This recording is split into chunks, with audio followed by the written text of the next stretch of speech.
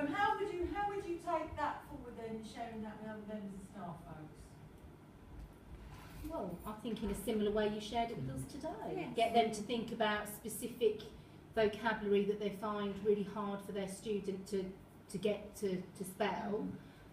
Or you could start off even, couldn't you, the session like we have, where you're in small groups and you say which words do you find difficult, and give them some suggestions, because they'll be like us and go, yeah, I can spell everything.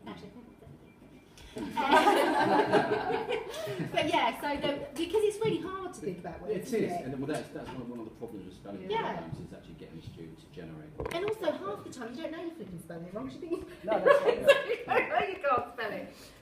So you could get them to do that, and then you could say, okay, that's great. So now let's think about, in your vocational area, what are the words that you constantly, every time you come to Mark, you think, oh, again, and you're constantly, and get them to think about that. Well, how could you? I've got a multi-page list that's been sent through from childcare. I can imagine that they.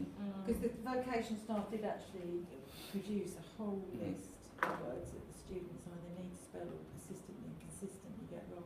Because in a nursery, they're writing parent logs every day, aren't they? And you can imagine if this person's looking after your child and little Johnny's log comes home and everything's misspelled.